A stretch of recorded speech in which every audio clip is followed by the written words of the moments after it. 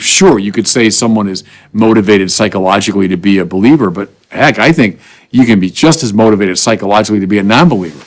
But I think indeed, objectively, what happens if God is dead is you have a moral and metaphysical chaos.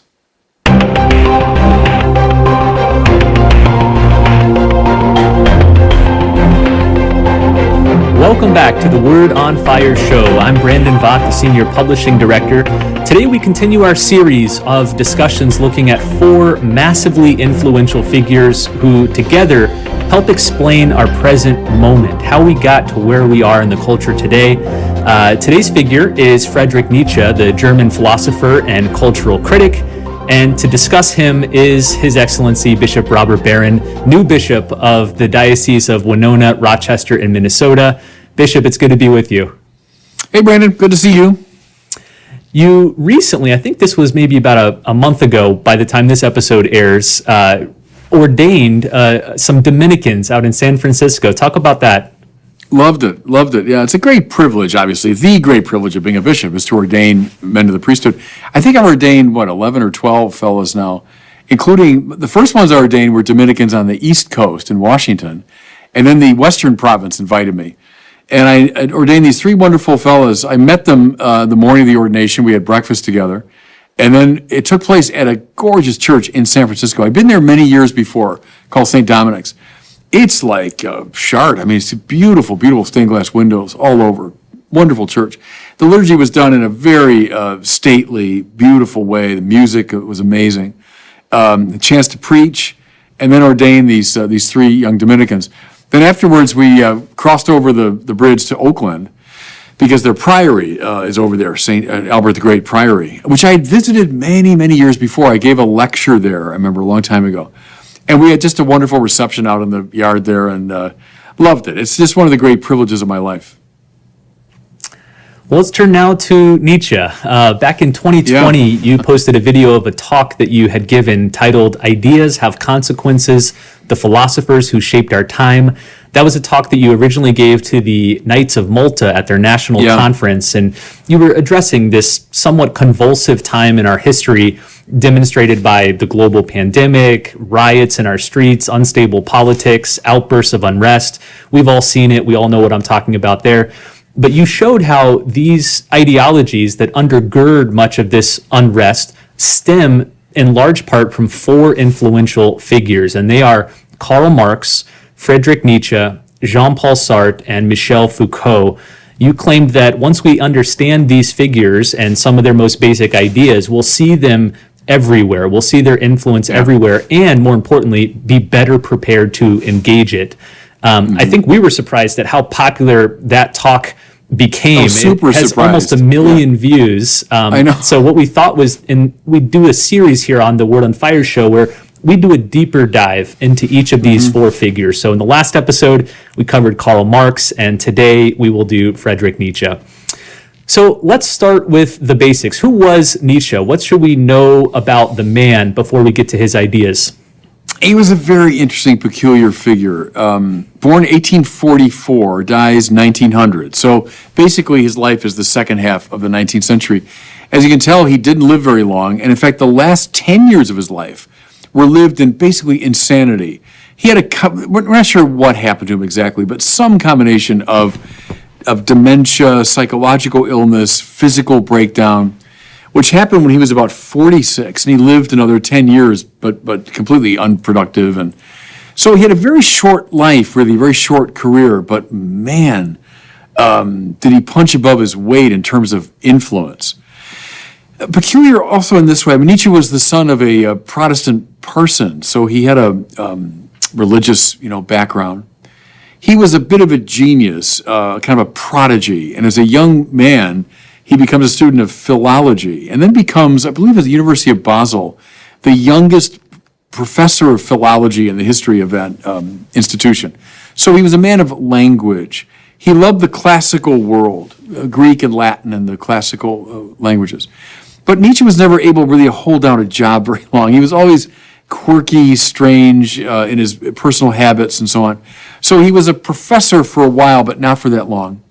He lived a kind of itinerant life as a as a freelance philosopher, you might say, supported by various, friends and wealthy people.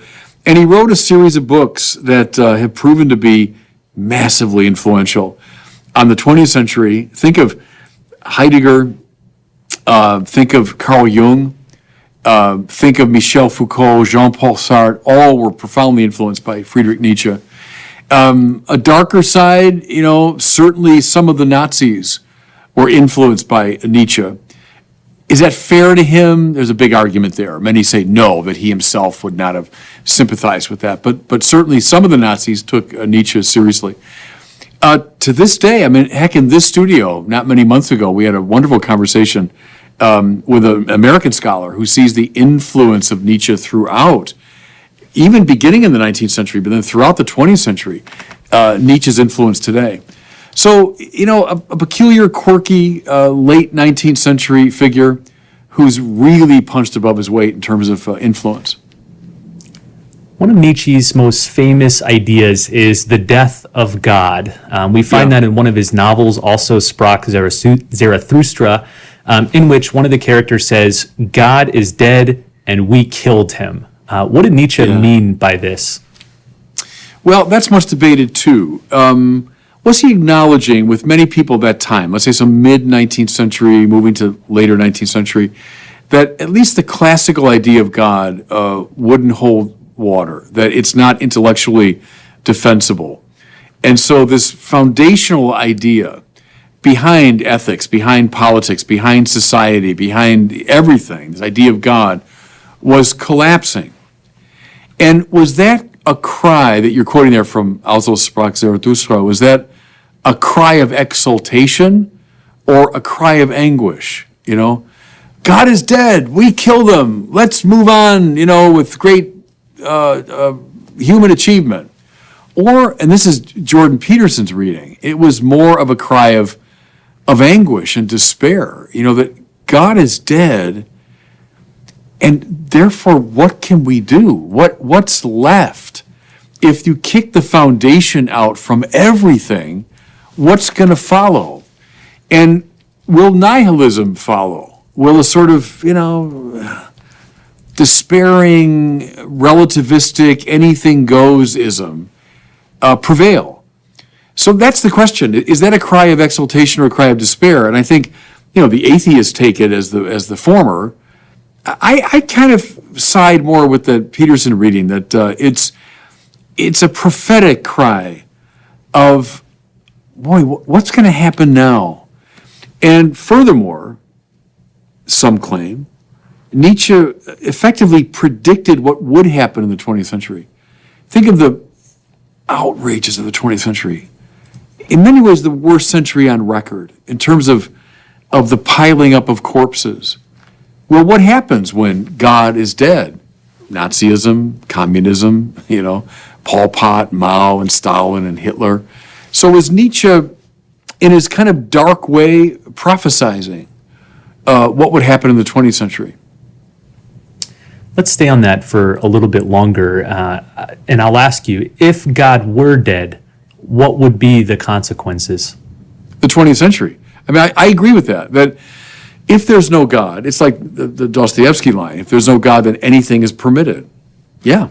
That's why, Brandon, it's interesting how often atheists will invoke the Feuerbach principle, which is, well, you religious people, it's just a lot of, wish-fulfilling fantasy. It's a subjective desire, if God exists, then I can live forever and be ultimately happy. But see, I'll turn that right around on them and say, no, I think atheism is a wish-fulfilling fantasy. If there's no God, then it's up to me. I can do whatever I want. As long as I don't get caught, I don't upset too many people, I can do whatever I want. It's a pathway to ultimate liberation, And so I think those two just cancel each other out if you want. That sure, you could say someone is motivated psychologically to be a believer, but heck, I think you can be just as motivated psychologically to be a non-believer. But I think indeed objectively what happens if God is dead is you have a moral and metaphysical chaos. That calls to mind a quote from the English mathematician John Lennox. He noted how Stephen Hawking had said that religion is a fairy tale for people who are afraid of the dark. And Lennox responded, "Atheism is a fairy tale for those afraid of the light." I always thought that was delicious. Amen. No, that's exactly right. He's good, isn't he, Lennox? I read a couple. He has a nice little book called "Can Science Explain Everything?" I think it's called. Very good. He's coming up out of the scientific tradition and is also a firm believer. So anyway, he's good. Let's turn back to Nietzsche. Another of his famous concepts is the will to power. What is this all about? Well, I think it follows from the first. If God is dead, God's out of the picture. Objective values out of the picture too, and that's a key idea for Nietzsche, that we're beyond good and evil, right? These values that we hang on to, well, those are just power plays, or those are impositions from people who want to maintain their domination. So if all that's gone, what's left? Well, what's left is the will to power, that I assert my authority, I assert my dominance, and Nietzsche wants these heroic figures to claim their prerogative and to claim this identity. Don't let society, cow you into thinking you're just, a little nobody or you belong in your place. No, the heroic Übermensch, he calls them, right? Superman, it means literally, Über means over, Mensch is human. It's the over man, the man beyond the ordinary, right? The Übermensch should assert his authority, should assert his power. Why, you ask, are so many people today obsessed with the issue of power? Well, that goes right back to Friedrich Nietzsche. Behind Nietzsche, too, is the philosopher Schopenhauer.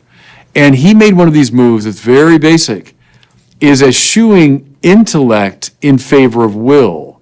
And that's that old issue of voluntarism. That goes way back, right through the Middle Ages to ancient times. When you stress the will over mind, trouble ensues. That's, for me, one of the basic things. It's like nominalism or Gnosticism. When those things, rise up, trouble will come. Voluntarism that privileges the will over mind. Nietzsche, in some ways, is a pure expression of that kind of voluntarism. But now it's not so much God's will, because God's dead, but it's now my will, because I'm in the position of God. And so it's the voluntarist God of the Middle Ages, let's say of people like Occam, but now transposed into a human key. And so it's the godlike Übermensch that Nietzsche valorizes. He sort of sings the virtues of the Übermensch. Power relationships. Who has it? Who wants it? Whose voice is not being heard? Why are so many people today kind of asserting themselves, asserting their powerful voice and will? A lot of that is traceable back to Nietzsche, I think. Nietzsche was famously harsh toward Christian morality. He described it as slave morality. Slave. Yeah, why was he so negative toward Christian ethics? Well, that's the giveaway. See, if you're a slave, so you've got no power, and the Übermensch, the guy that has you under control, he's really something. You're like the sort of pathetic character that you have no power. What are you going to advocate? Oh, you should love your enemy. You should be kind to those on the margins. You should be good to those who have no power. So it's a kind of morality he thought of resentment. It's the resentment of the slave who doesn't have anything. And he resents the powerful people. And so he imposes upon them the moral obligation to be kind and gentle to the poor slobs who don't have any power. And Nietzsche's is more like this, tough guy morality of don't play that game of slavish resentment and all this language of love and compassion and the poor and the marginalized. That's a slave morality of resentment. He wants this heroic morality of the Übermensch. You see a little bit now why some of the Nazis found this attractive. Whenever you talk about like a master race and then these other races that really aren't up to it. And well, wait a minute, you can't be killing these people. This is so cruel and unkind. Is that the slave morality that the Übermensch wants to eschew? Now, again, I want to be careful. I don't want somebody to say Nietzsche equals Nazi. That's not fair. But I think you can see why some of those early Nazis found things in Nietzsche that were attractive to them. Let's talk more about his conception of the Übermensch, the Superman or the Overman, as some translators have it. To me, it's kind of the convergence of these three major ideas we've been discussing, namely the death of God, the will to power, religion, the rejection of slave morality. They all kind of come together in his conception of the Übermensch. Talk more about that. Well, that's it. I think that's exactly the right way to put it. It's the end result of all this musing. So if all these things are true, what's the end result is this heroic figure. And so Nietzsche sings that figure, and he encourages people to move into that space. So I think that's right, Brandon, what you just said, that it's the summation in some ways. It's the ethical outcome of the more metaphysical musing of Nietzsche. One thing about Nietzsche that's interesting, boy, is he a good writer. I'll give him that. And he tends to write aphoristically. So Nietzsche doesn't write lengthy treatises for the most part, or like a Summa Theologiae. He writes in little aphoristic bursts that are often very memorable. And of course, the translations don't do justice to them, but he's seen as a great master of German prose.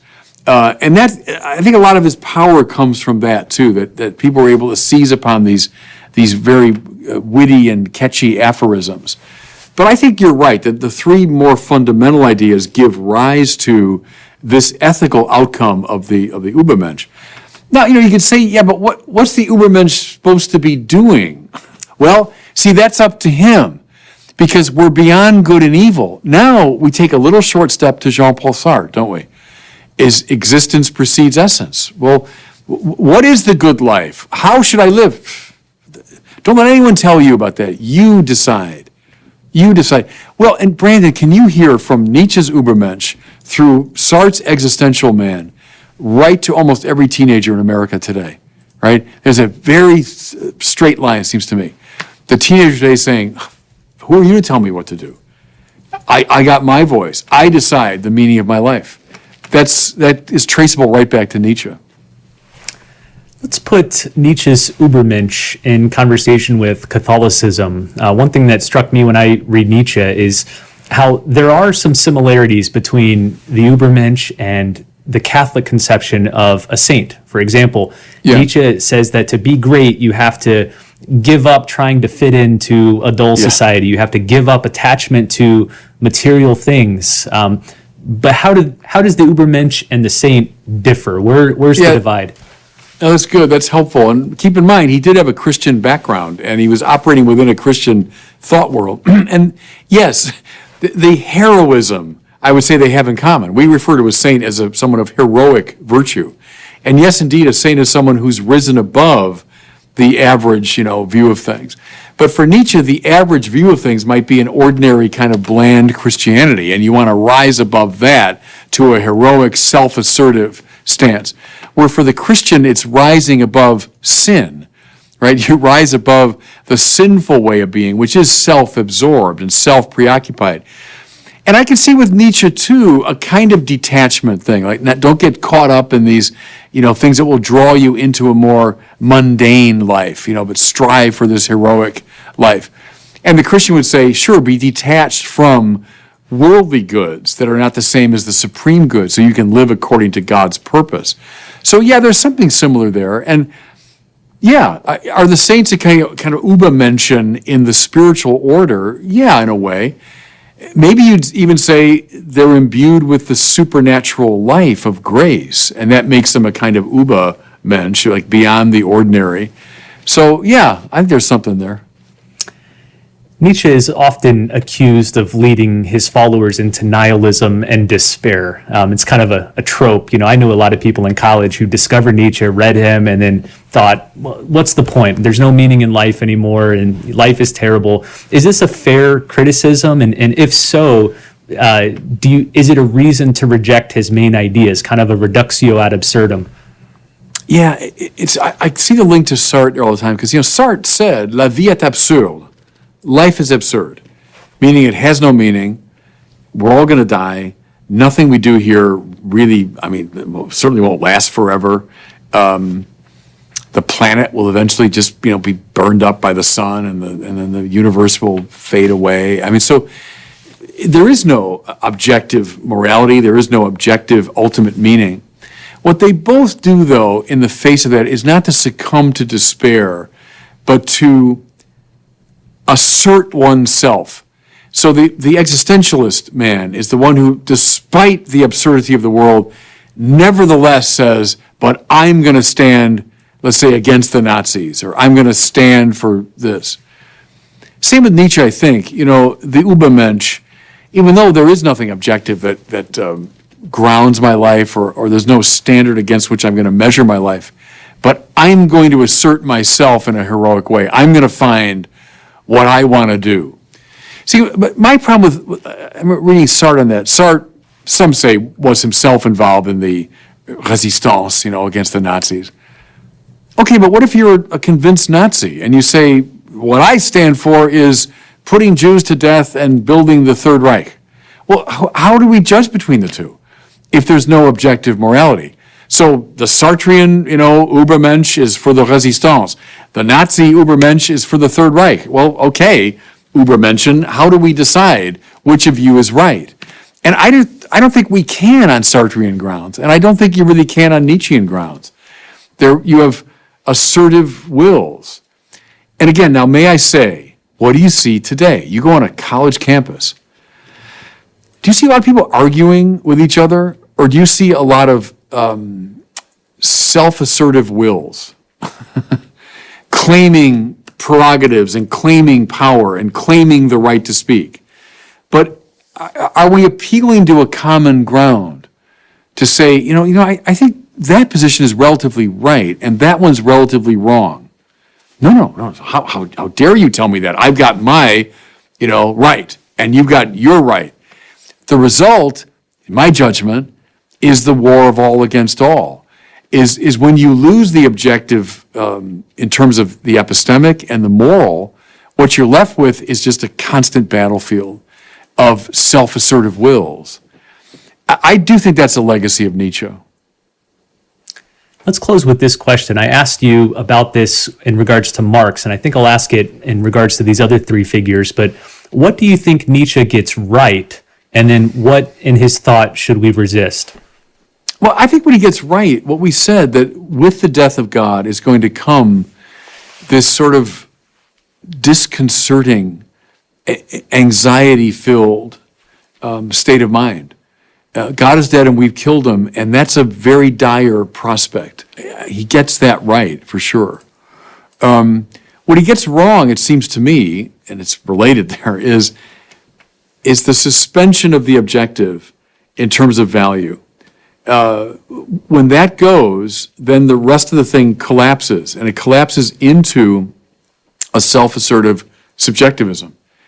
And that has led to a lot of the conflictual quality of our conversation today. So I think he gets that wrong. And like all the great atheists, Brandon, and I've said this for years, they construe God as a competitor to our flourishing and our freedom. And so I think Nietzsche saw that, like so many of the atheists of the last couple of centuries. God threatens my freedom, threatens my autonomy, and the true God does not. The God who's not a competitive supreme being, but being itself. I think if Nietzsche had read more Aquinas and understood him, he might have resisted this tendency to demonize God as a rival to our flourishing. That, if the glory of God is a human being fully alive, Irenaeus, right? Well, then why not be an Übermensch? Okay, I'm good with that. I'm down with that. That you be the greatest person you can be, and God is going to smile on that. God makes that possible. God loves that. It's not like I've got to assert myself over and against an imposing deity. But the glory of God is an Übermensch, right? The glory of God is a human being fully realized. If Nietzsche had read more Irenaeus, he might have avoided some of these pitfalls.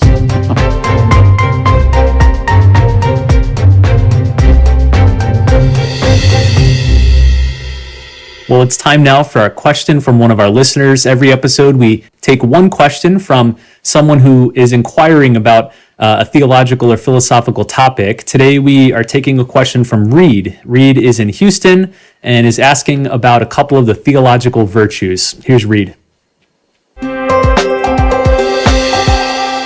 Hi, Bishop Barron. My name is Reed Linden, and I'm a high school theology teacher here in Houston, Texas. I was hoping that you could distinguish between the theological virtues of faith and hope. Often when I hear you talk about faith, I hear you talk about trusting in God, and that is exactly what I have always understood hope to be. So if you could clarify that for me, I sure would appreciate it. Thank you for your ministry. Bye. Yeah, thanks for that. So you're looking at the three great theological virtues of faith, hope, and love. Here's Aquinas on it. So faith is the opening of the door to the spiritual life. Faith is an ordering of one's life to God. And so in that sense, trusting in God. It's walking through the door that God has opened to his own life, which is why faith is required for everything. Why I can't please God without faith, as the Bible says. But Aquinas would say, you can't have a spiritual life without faith. Faith is the foundation. It's the opening of the door. It's I'm now living my life in the presence of God. What's hope? Hope is an orientation toward eternal life as your final good. So I move through life with all kinds of proximate goods, like right now the good of talking to Brandon. Later in the day I've got other goods I'm pursuing. But it's very interesting that often when I pray this comes to me, but the ultimate good that I'm shooting for beyond and among all these other ones is the good of eternal life. Notice how our prayer so often ends with that we're ultimately praying for heaven, to be in the patria, to be in the homeland, that to ultimately be at the banquet with you, O Lord, in heaven. So hope orients my life to that end, right? And then love is the heart of it, because love is what God is. Faith opens the door. Hope brings me through the door and orders me to the final end. But what is that final end? Love, because love is what God is. And so, as again, the Aquinas says, in heaven, faith fades away. I don't need faith in heaven because I have vision. Secondly, hope fades away because I've attained my final end. But love doesn't fade away because that's what heaven is. And that's why Paul gave us that, the three things that last, faith, hope, and love. But the greatest of these is love, because that's the one that doesn't fade away, even in heaven. So I would do it that way with your students, maybe. Well, thanks for the question, Reed. If you have a question you'd like to send to Bishop Barron, do so at the website askbishopbarron.com.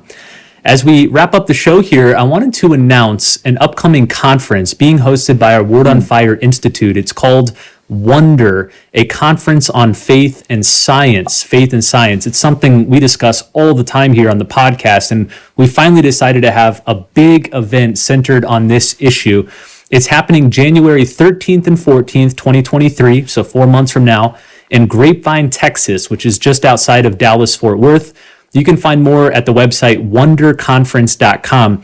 What the conference is going to do is bring together recognized experts in the fields of physics, philosophy, theology, technology, and history, all to bridge this perceived gap between faith and science. The conference is made possible by the generous support and the ongoing grant of our friends at the John Templeton Foundation.